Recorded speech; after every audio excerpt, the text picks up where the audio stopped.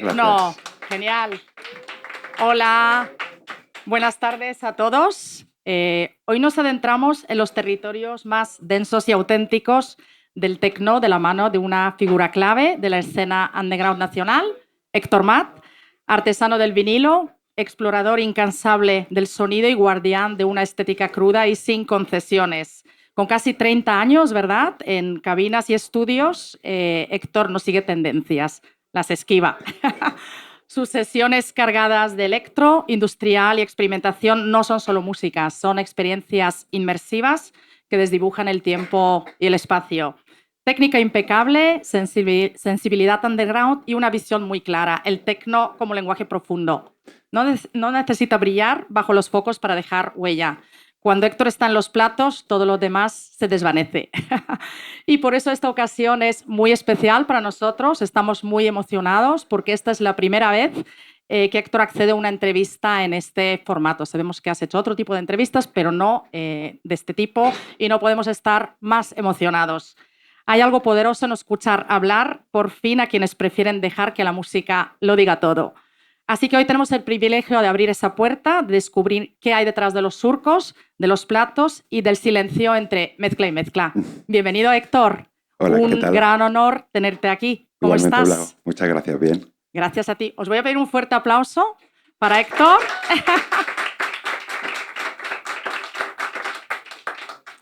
¿Listo? ¿Arrancamos? Arrancamos. Venga, vamos allá. Héctor, para entender lo que haces hoy es importante que nos remontemos a los orígenes y entendamos un poco cuál ha sido tu evolución musical. ¿Recuerdas ese primer chispazo que te hizo sentir que la electrónica es lo tuyo, que el tecno es lo tuyo? ¿Cómo surgió? Realmente desde muy joven me sentí muy atraído por los sintetizadores y las cajas de ritmos. Mi padre compraba mucha música en los años 80, 90 y cuando él no estaba, pues yo le quitaba los discos, las ponía, los escuchaba, me los grababa. Y aunque era un poco inconsciente, yo creo que ahí empezó todo a forjarse de alguna manera. Así que tu padre fue una figura clave de alguna forma en tu forma un poco Sí, la melomanía me viene por ahí. captar y entender. Sí. Él escucha mucho tipo de música, metal, rock, electrónica, pop, de todo. Entonces, cuando tienes tanta variedad, mentalmente te vas abriendo.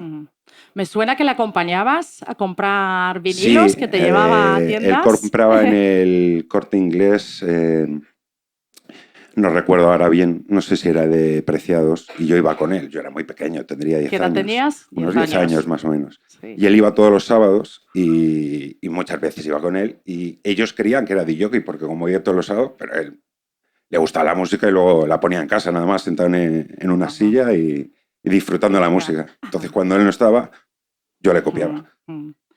Me interesa también mucho ese momento en que un gusto se convierte en una necesidad. Aparte de tu padre, ¿qué nos puedes contar acerca de los amigos, de la ciudad, de Madrid? ¿Alguna noche reveladora en algún club? Sí, bastantes. Muchas. Hay muchas. Sí. A ver, hay varios factores. Yo creo que al final no es solo un factor, es un cúmulo de varias consecuencias las que te llevan. Yo de pequeño, esa melomanía que me pegó de alguna forma a mi padre me hacía escuchar mucha radio.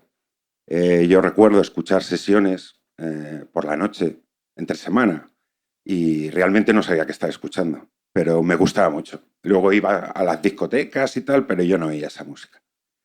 Y un día fuimos a Voltereta y ahí cambió todo. Bastante, porque ¿Qué pasó? Fue encontrar lo que no sabía que estaba buscando, básicamente. Era la música que, el concepto, todo, era un sitio muy oscuro, solo había un flash y era la música. O sea, no había más, no había más. No... Y me pareció totalmente mágico y fue como uno de los pasos a luego, consecuencia, conocer Soma y cambiar todo. Ya realmente, cuando ya uno empieza a comprar equipos, sus primeros discos, es cluber durante esa época, porque creo que es importante conocer la pista para luego poder desarrollar otras cosas. Y todas esas cositas yo creo que fueron sumando para que me diera la cabeza un vuelco total. Vuelco. Punto de inflexión, sí, total, bastante importante. La escena de Madrid en esos años, bueno, has mencionado Voltereta, has mencionado Soma, pues era bastante diferente a la que tenemos ahora. ¿Cómo la viviste tú en tus inicios? Por ejemplo, Soma, ¿recuerdas alguna anécdota potente de la época? Muchas. A ver, porque creo que estuviste, me comentaste, 4 años sin perderte un fin de semana en Soma, ¿verdad? Estuve 3-4 años que iba viernes y sábado. Viernes y sábado, si no era con amigos, podías ir solo. Al final Soma era... Entendí también un poco lo que comprendo yo como cultura del tecno, ¿no? Llegabas y podías ir sin amigos, que siempre conocías a todo el mundo, era como una especie de familia, que te reunías, podías ir con tus amigos, pero si ese día por lo que sea no podías salir y a ti te apetecía salir, podías hacerlo. Y ese entorno familiar que te desinhibía, era muy libre, no veías mucho tipo de gente diferente, todos en una misma línea, me resultaba muy atractivo. Y luego allí en Soma, evidentemente, recuerdo el día que pinchaba Ben Sims, que no íbamos a ir, que sí, que no, y dije, bueno, venga, vamos un ratito. ¿Qué nivel? Y hubo una redada espectacular. Sí, porque estaba al lado, creo que en la entrevista con Santi, con Expanso salió ese tema, que estaba Soma al lado de la comisaría de la calle Leganitos. Eso claro. es. Entonces hubo una redada, la única que yo viví en esos 4 años que iba intensamente, y era curioso porque Benzín no quiso dejar subir a la policía, lo empujaron, el Svan increpaba un poco al público, nosotros le gritábamos como los policías por medio, fue todo un poco caos, pero fue una anécdota, fue divertida, aunque en ese momento no te parecía tan divertida, pero luego se quedó en algo interesante. Sí. Y creo que me contaste algo de una sesión también con Richie Houghton, que también fue bastante especial en Soma. Sí, esa sesión yo creo que fue, como clubber, la sesión más salvaje que he vivido, no solo por el artista, que también, pero sino por el ambiente que había en la pista. Era desbocado todo. O sea, prendieron un extintor, Richie Houghton cerró con el de Bells a +8. Era una locura. Lo que no pasa hoy. No. Es que la diferencia de la escena de antes a la de ahora, creo, hay muchas cosas, pero al final, en aquella época, el tecno estaba naciendo. No lo conocíamos, era algo nuevo, algo fresco, y ahora ya está consolidado. Entonces, es diferente, y también son generaciones diferentes, claro. Totalmente. Una cosa es amar la música, Héctor, y otra muy diferente es atreverse a compartirla ya desde una cabina de una forma más pro. ¿Cómo diste ese salto? Cuéntanos. ¿Y por qué? Realmente nunca lo pensé. Como te digo, en aquella época empecé a comprarme discos y el primer plato, la primera mesa, y con eso empezabas y te gustaba la música. Ibas más, pero no tenías un afán, por lo menos en los primeros años, de decir, no, yo quiero ser famoso, No, realmente te gustaba la música y tenías una necesidad de expresarte de alguna forma, que no fuera con palabras, sino de otra forma. Y eso es un poco lo que lleva a todo lo que hay ahora. Si no recuerdo mal, empezaste con 18 años. ¿Y cómo aprendiste a mezclar realmente? ¿Fuiste autodidacta? Sí, eso es, todo autodidacta. De hecho, las referencias que podías tener era Soma y no veías al DJ, que el DJ estaba como un poquito arriba y no veías exactamente nada. Y te asomabas, ¿no? Sí, intentabas, pero entre la gente, el ambiente, la música que sonaba, no. Realmente era mucho en tu casa y si no iba a casa de un amigo y ahí... Porque yo al principio solo tenía un plato, entonces en casa no podía practicar mucho. Y tenía un amigo que tenía 2 platos y nos íbamos a su casa. Y ahí practicábamos. Básicamente era ensayo y error, porque no tenía referencias visuales, no había YouTube, no había... Internet, ¿no? Prácticamente. Sí. No, hablabas con un compañero, él te explicaba, oías una cinta y decías, bueno, ha hecho esto, ha hecho lo otro. Era un poco... ¿Y recuerdas tu primera configuración de equipo? No sé, platos, software... Siempre platos. Desde un principio fueron platos, luego el tema producción y directos vino un poco después, pero de un principio fueron los platos. Yo creo que la conexión de tocar directamente tiene una mística un poco especial. ¿Y cómo conseguiste esas primeras herramientas? ¿Trabajabas en aquel entonces? Trabajando, evidentemente. Trabajaba y me lo gastaba todo en discos y ahorrar para el primer plato, el segundo, la mesa, y luego más discos, más discos, más discos. Y más, y más, y más. Creo que pinchaste por primera vez, tu primera sesión fue cuando tenías 18 años, cuando acabas de volver de la mili, ¿verdad? Básicamente, sí. Eso fue creo que fue en el Polígono Polvoranca. Era un compañero también, un conocido que él producía, era bastante friki y nos dijo, oye, me han dejado una nave, vamos a hacer un evento, quiero que os vengáis a pinchar y demás. Sí. Y fuimos, sí. Fue un desastre. ¿Cómo fue la experiencia? Para mí un desastre. O sea, primero, el tiempo que estuve pinchando, o sea, no para de mirar la mesa continuamente, no sé si miré una o dos veces al público de milagro y salí con una decepción de he hecho una mezcla buena, el resto ha sido un horror. A ver, había 20 personas, tampoco hubiera sido un desastre, pero bueno. Sí, me fui con la sensación un poco esa de que fue un desastre y que eso no podía ser así. Sí. ¿Tuviste miedo escénico o fue más bien adrenalina? No, adrenalina, o sea, y a día de hoy sigo teniéndola. Y creo que espero no perderla, porque te mantiene vivo, respeto sí, pero miedo escénico no. Es la adrenalina de querer hacerlo bien, evidentemente, y que al público le guste, por supuesto. ¿Antes del techno tuviste algún tipo de influencias, otros estilos? ¿Qué tipo de influencias desde pequeño tenías? Como tenía una referencia y escuchaba muchos tipos de música, pues grupos como metal, como Black Sabbath o Deep Purple, AC/DC, todo eso estaba en mi casa.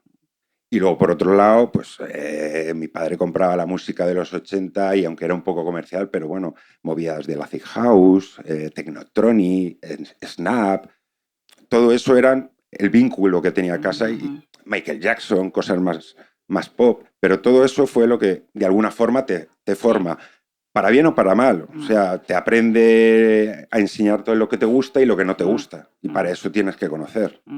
Sí, yo creo que tuviste una fuente muy sí, abierta. Creo una base, para mí, una base bastante importante. Muy holística.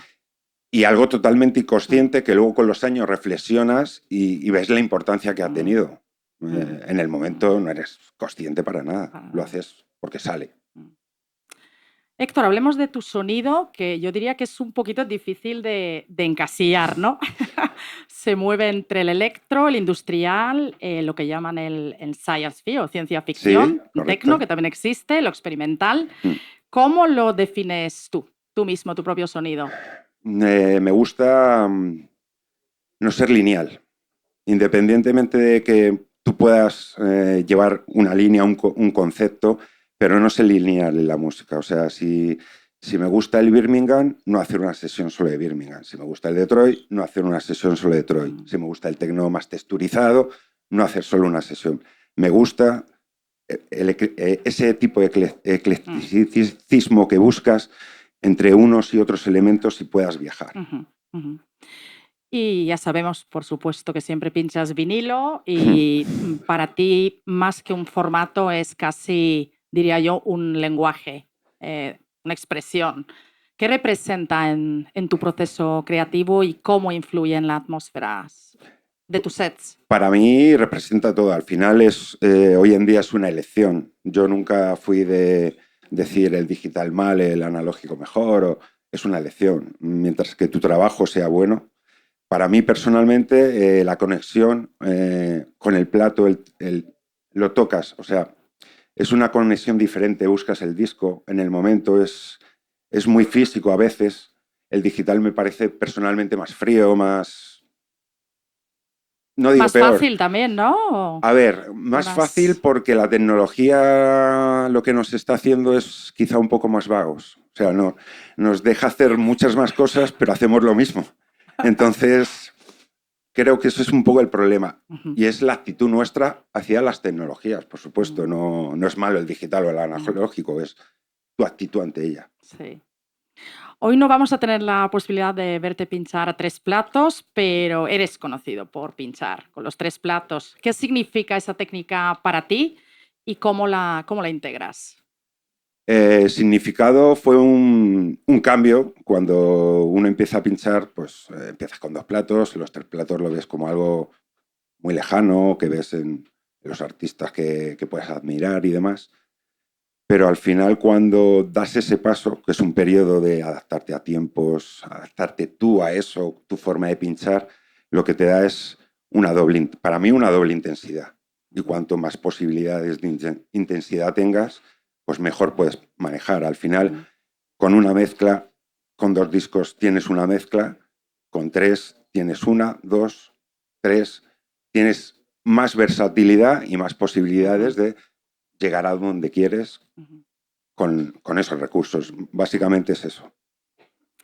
Y a la hora de preparar, por ejemplo, un set, ¿cómo eliges lo que vas a pinchar? ¿Eres de planificar al detalle o prefieres improvisar sobre la Em, marcha y crear sí, lo que improvisar venga? siempre. Soy un poco loco a la hora de tener la música colocada. Yo estoy en mi estudio y quiero un disco y me puedo equivocar en 2 o 3, pero sé dónde está. Que creo que tienes más de 7.000, ¿no? Sí, más o Vinilos, por ahí, menos. por No ahí. los tengo Sí, contados, más o sí, menos 7.000, por ahí. casi nada. Entonces, tener 7.000 referencias a la cabeza y saber dónde están en cada momento es un poco locura, pero es mi forma de trabajar. Es algo que también llevas cultivando mucho tiempo, no es algo que hagas de hoy a mañana. Ujú. Entonces, cuando configuro mi maleta, me voy por los diferentes sectores que tengo en mi estudio, clasificar la música de la forma que yo comprendo, que la puedo clasificar por artista, por sello o por género. Y luego la maleta va colocada exactamente igual. Ujú. O sea que yo a la hora de improvisar, si quiero ir a la zona más americana, la tengo aquí. Si quiero ir a la zona más oscura, industrial, la tengo aquí. Siempre la maleta, tenga los discos que tenga, siempre va colocada igual. Esa es un poco la clave, porque Sí. a mí me gusta improvisar. Entonces, para Ujú. improvisar, tengo que saber rápidamente dónde está el disco Ujú. y no puedes estar perdiendo esos segundos para buscar Sí. que no lo encuentro. Entonces, si sabes dónde está, solo tienes que tener referencia de los discos que te has llevado. Y cuéntanos, ¿cómo organizas cada maleta por estilos? Que me Pues suena que van por plato, ¿verdad? Y después sí, estilos a ver, dentro al de... final suelo llevar muchos discos. Normalmente suelo llevar de 1 a 2 horas más de lo que suelo actuar. ¿Por qué? Porque no sé por dónde voy a ir. Una cosa es lo que yo quiera contar y otra cosa es cuando lo aplico según veo la pista, cómo lo cuento. Aunque quiera contar lo mismo, pero no es lo mismo pinchar a primera hora con poco público, cerrar con mucho público, con poco público, en un festival, cambia todo bastante. Entonces yo suelo colocar 2 maletas y podemos decir que una es un poco la noche y el otro es el día. Hablando Ujú. de oscuridad, música no tan oscura, más mental quizá. Entonces, siempre sabiendo eso, voy de un lado a otro. Y así, luego con la improvisación, Ujú, siempre, ujú. siempre.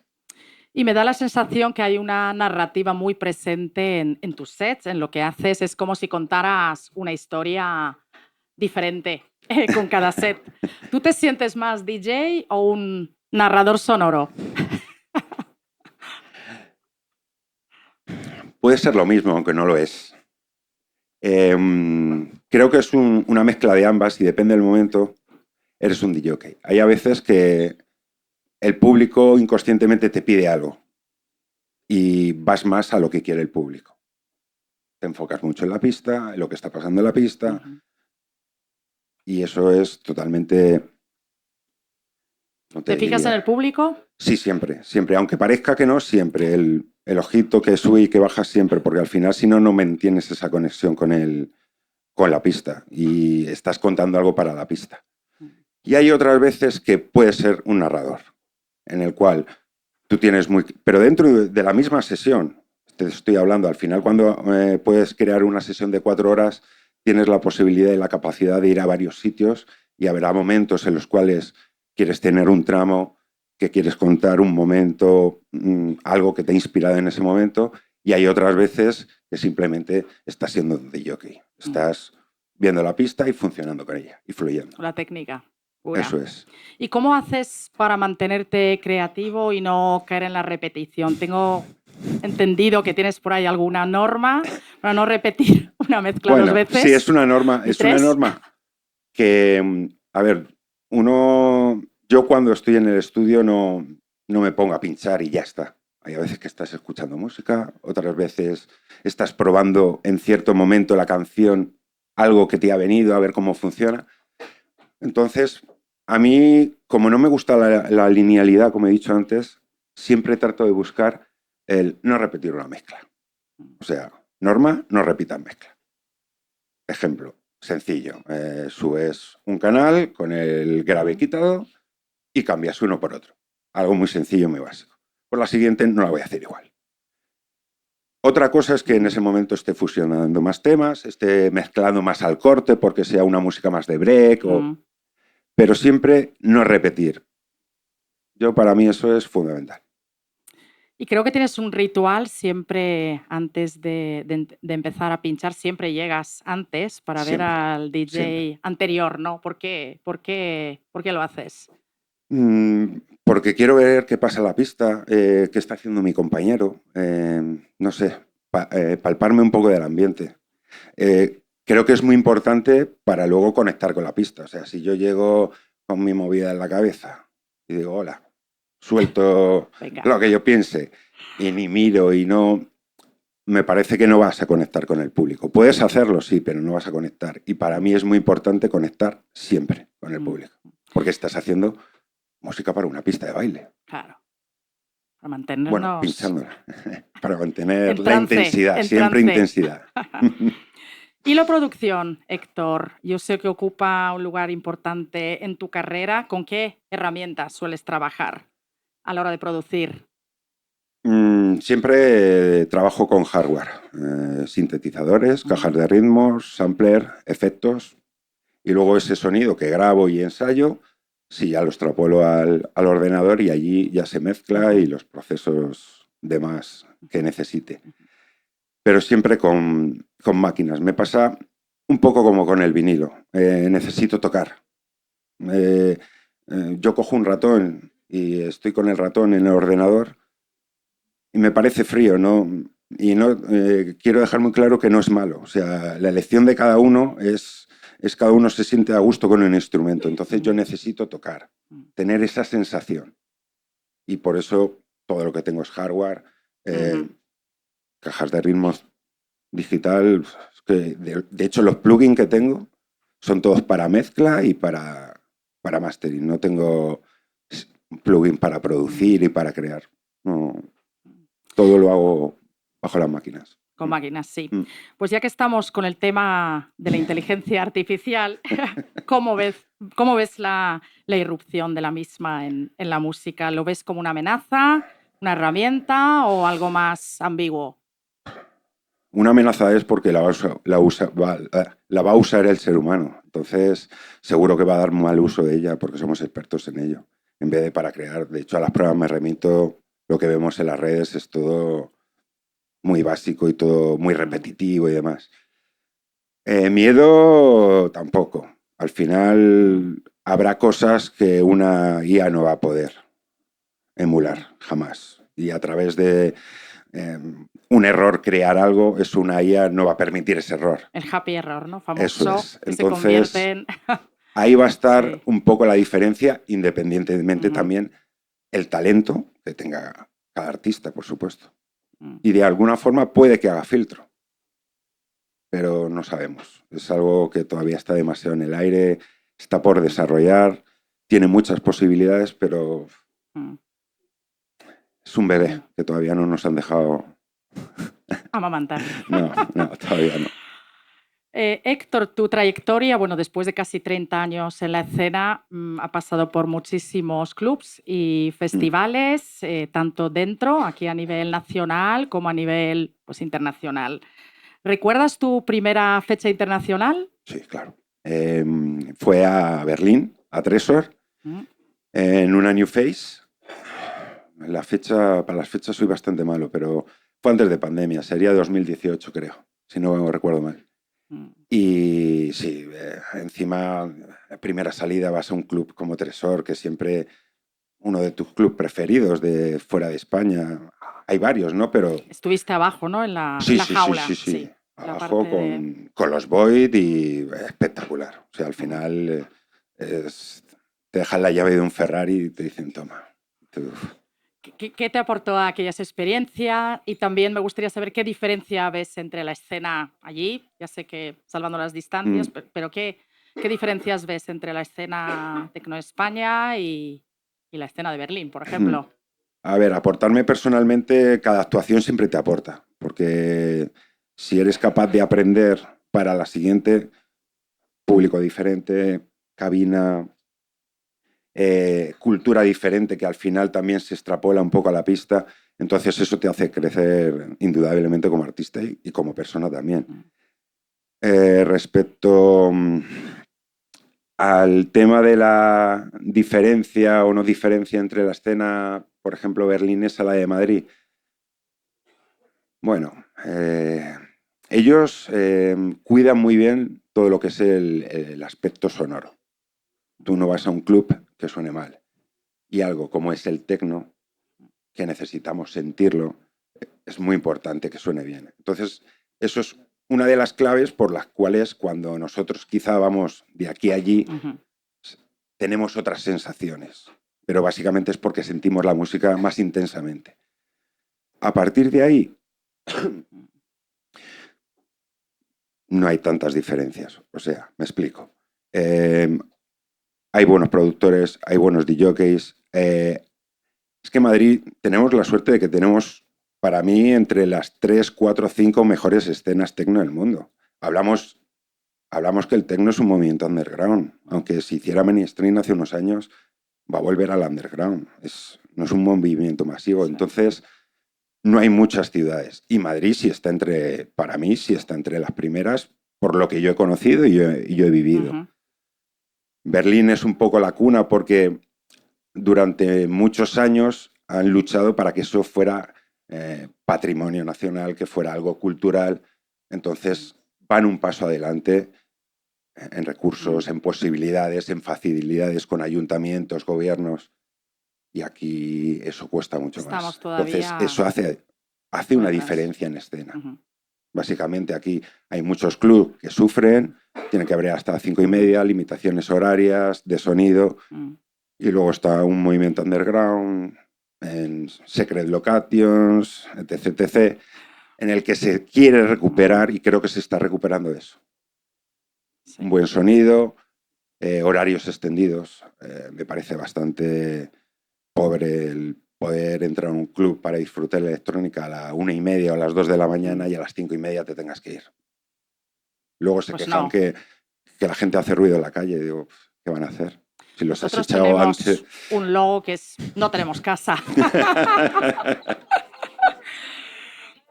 Eso. Héctor, ¿hay alguna ciudad o escena, aparte de las que has comentado Berlín, por supuesto, sí, alguna escena que te haya marcado especialmente? Ámsterdam, la ciudad entera, me encanta. O sea, creo que tiene muy buena escena. Es una ciudad bastante bohemia, o sea, tiene un encanto diferente que para crear, en este caso como artista, te puede prestar mucho. Pero no es la única. O sea, conocí, aunque musicalmente no es tanto, pero Cracovia me pareció que tiene un encanto espectacular también. Entonces, son ciudades que te pueden abrir la mente a crear otras cosas. Porque al final, todo lo que hacemos, o personalmente hablando, es, cuando me preguntan influencias, a mí me influye más lo que pasa a mi alrededor, la gente con la que convivo, mi entorno, los paisajes que veo. Eso es lo que realmente me influye luego a la hora de crear. Creo que también tienes muchas influencias del techno de Birmingham, en Inglaterra, que es conocido por su crudeza, minimalismo industrial y un enfoque casi mecánico del ritmo. ¿No? Regis, Sergio, Rebecca, Ansom.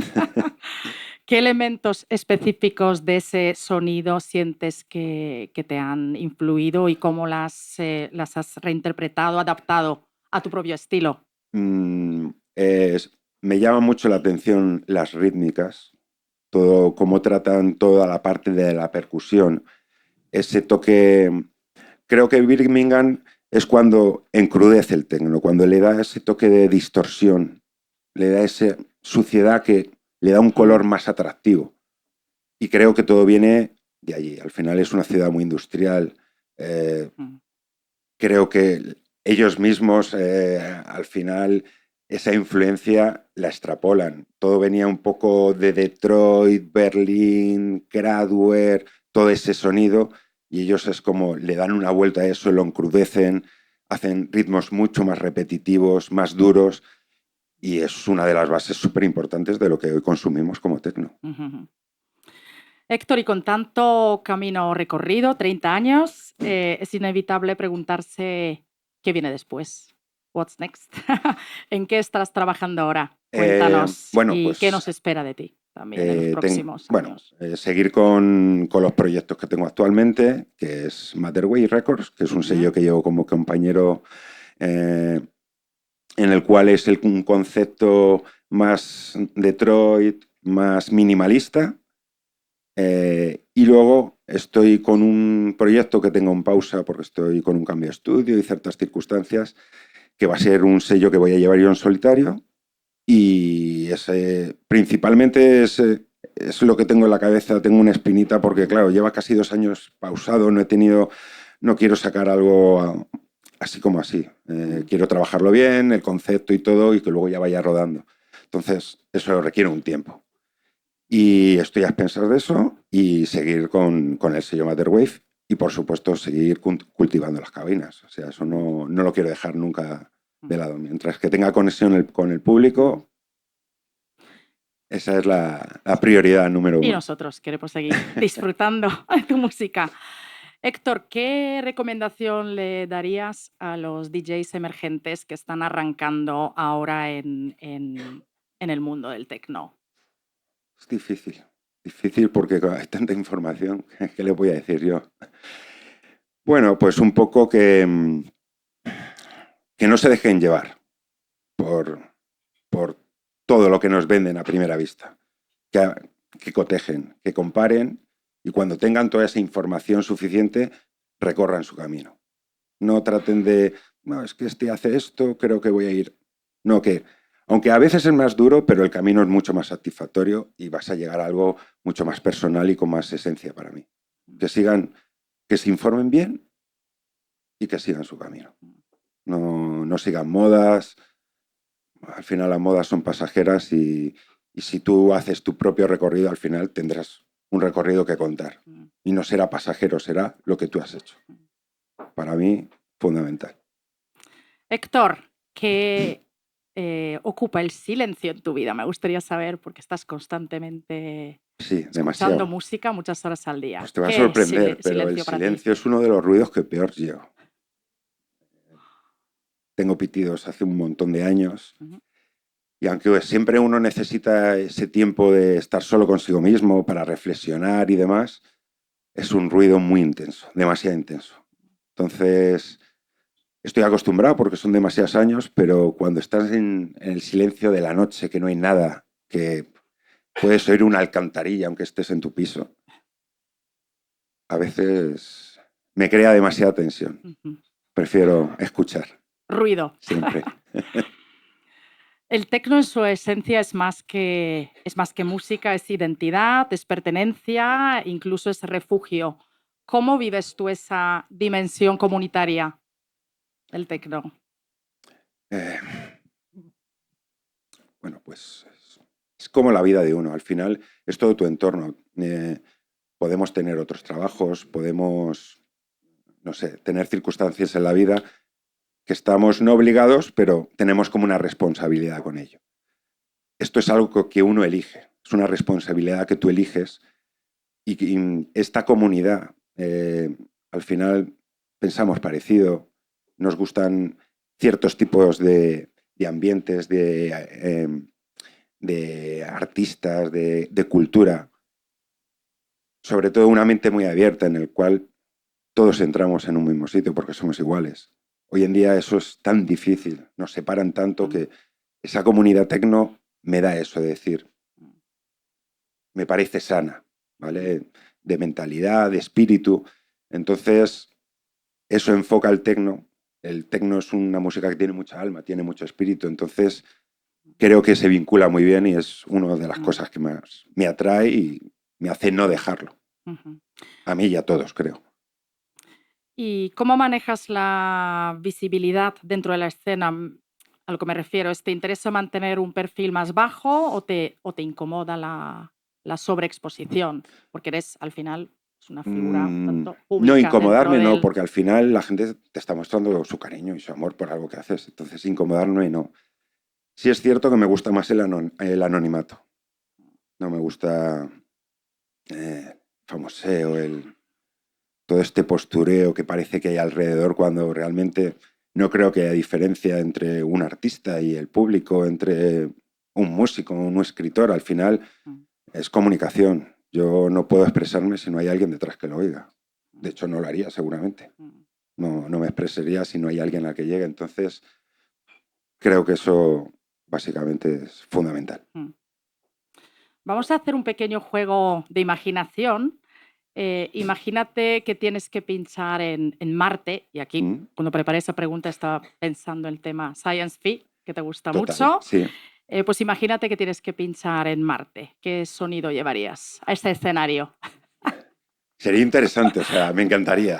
Sería, pues, mirando un poco el entorno de Marte, que es un entorno rocoso, ¿no? Más bien. Sin nada, Sí. no hay vida. Trataría de llevar música que las reflexiones, los ecos, llamara la atención. Como bien has dicho, en música sci-fi, llevaría música texturizada, cruda, ¿vale? Que ese reflejo, no sé, me estoy imaginando, si mandas algo muy crudo, la vuelta puede ser más cruda, más intensa. No me llevaría música muy orgánica o electrónica que emulase lo orgánico. Me llevaría algo mucho más abstracto y rítmicas diferentes también, saliéndome un poco del 4x4 y esas cosas. Creo que sí. Y si tuvieras que pensar, bueno, llevarte a un artista contigo, con el que colaborar, ahí en Marte, ¿a quién te llevarías? A Jet Mills. A Jeff Mills. Sin duda. Es nuestro alien preferido. Exacto. Y qué mejor que con él, A ¿no? 3 platos, ¿no? Por Bueno, a supuesto. 6. 3 y Los que 3. quiera, vamos. Héctor, bueno, el mundo del tecno evoluciona constantemente, tanto en sonido como en escena. ¿Dónde te ves tú de 3 a 5 años dentro de ese paisaje tan cambiante? Pues espero que donde estoy ahora, detrás de una cabina, disfrutando con el público, creciendo personalmente, pudiendo haber desarrollado los proyectos que te acabo de comentar, porque básicamente son proyectos que quiero hacer para contar. Entonces, mantenerme, que la conexión con el público y espero que sean dentro de los 3, 4, 5, todos los años que vengan. Es algo que siempre voy a hacer, de una forma u otra, más actuaciones, menos actuaciones, más mainstream, menos mainstream. Va a ser siempre mi forma de vida y es lo que da sentido un poco a mi vida. Al final es lo que yo he elegido, es lo que me hace tener una satisfacción que no lo tengo con nada en la vida. Entonces es difícil dejar eso. ¿Hay algún proyecto o alguna transformación? Muy rápida. Sí, nada, que te quería preguntar si hay algún proyecto o transformación personal o artística que te gustaría ver concretado para entonces, de aquí a pues esos 3 o 5 años. Sí, básicamente yo tengo una formación con mi compañero que se llama Electronic, que sobre todo trabajamos Electro y Detroit. Queremos hacer mucho más trabajos y sacar mucho más disco al mercado. Lo que pasa que, bueno, es un proceso, lleva un tiempo. Sobre todo es tiempo. Al final no queremos sacar algo por sacar. Nos gusta mucho el concepto, miramos todo muy, muy atentamente. Entonces, el tiempo nos da igual. Preferimos mimarlo que tener prisa para sacarlo. eso y seguir configurando mi directo, porque al final he hecho algunos cambios, he tenido algunas actuaciones, he tenido muy, muy buen feedback, pero personalmente no he tenido el resultado que yo quería. Entonces, eso lo tengo que trabajar, lo tengo que trabajar más. Y son un poco las metas que uno se pone. Al final, la música electrónica, trabajamos con aparatos tecnológicos, están evolucionando continuamente y uno siempre va a estar evolucionando. Marcarte una meta, me gusta evolucionar y ver dónde uno llega. Dicen que el tecno no se escucha, se atraviesa, que no se baila, se sobrevive. Después de hablar contigo, queda muy claro que lo tuyo va mucho más allá de poner música, es crear espacios donde la realidad se disuelve. Para cerrar, Héctor, ¿cuál es la verdad que solo se puede decir a través del ruido? La escucha. Que escuchen. La verdad está en la escucha. Pero no en oír, en escuchar. En escuchar. Escuchar. Sí. Y extrapolarlo un poco a todo. Si nos escucháramos todos más, creo que estaría todo mucho mejor. Sí. Y nuestro ego que fuera Sí. un poquito más para afuera. Eso es. De lado, ¿no? De eso se trata una Sí. conversación, ¿no? De, yo hablo, tú escuchas, te respondo. Y al revés. Y al revés, por supuesto. Pues nada, con esa última descarga nos despedimos. El beat sigue, pero no todos sabrán leerlo. Un placer. Muchas gracias. Gracias. Un abrazo.